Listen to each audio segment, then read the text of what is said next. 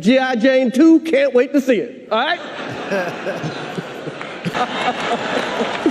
Oh, wow.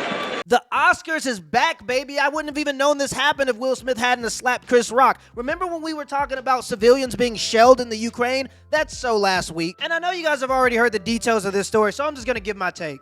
Chris Rock is a comedian, probably one of the best comedians to ever exist, and I know he's hosting the Oscars, but what he's pretty much doing is stand-up comedy. Hear me out. If you go to a comedy show, you have to understand that you run the risk of being made fun of. Going to a comedy show and being upset that you got made fun of is like going to a water park and getting upset that you got wet. For the people that are justifying Will Smith by saying that he's just defending his wife from a sensitive topic, she doesn't have stage 4 cancer. She has what is equivalent to male balding. If we can laugh at genocide, we can laugh at a bald head. August Alsina sleeps with your wife, makes an entire song about it, and he's walking around unscathed. Future's literally out here slinging merch that says, "I'd rather hang with Jada." But Chris Rock, who again is a comedian, makes a G.I. Jane joke, I dare say a G.I. joke, and he gets slapped. Honestly, Chris Rock shouldn't even take this personally. It's obvious that Will Smith has been dealing with some mental health issues ever since the entanglement, and Chris Rock getting slapped was just collateral damage. And really, this is Will and Jada's fault. Everybody knows that couple that gets on Facebook at 2 a.m. and exposes all of their secrets, only to be back together in 2 or 3 days.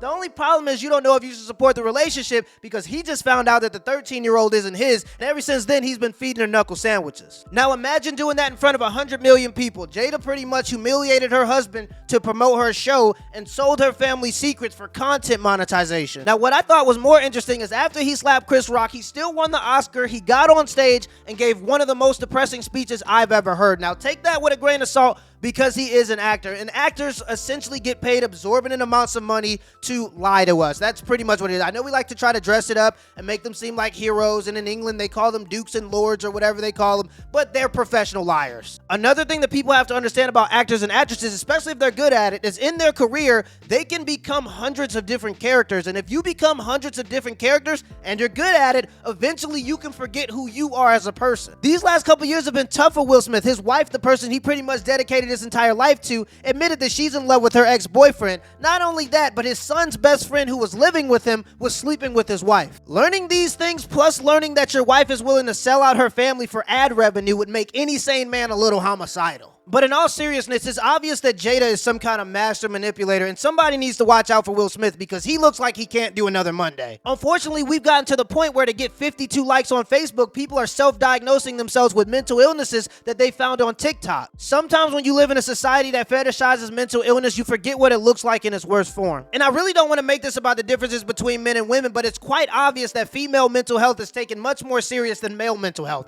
Tess Holliday, a 400-pound fat acceptance model, can say that she's anorexic and she's taken serious, while Will Smith, a man who has dedicated his entire life to making people happy and laugh, can get on stage and pretty much admit that he's ready to throw himself in front of a bus, and we just gonna call him a simp. More men are deciding to end themselves than ever before because they don't have access to resources, and unlike women, when men go public about mental health issues, they get turned into a meme. Will Smith has essentially been bullied for the past 2 years straight, and his wife, the person that he's supposed to be able to lean on, has done everything in her power to sabotage his career. This guy is one of my favorite actors, and I genuinely hope he gets the help that he needs before it's too late. Till next time. My boo, I'm just here for the rendezvous. And I came the whole damn groove, cause I've been feeling like you want me to. You say stop saying I'm so I can't help myself when I poke up.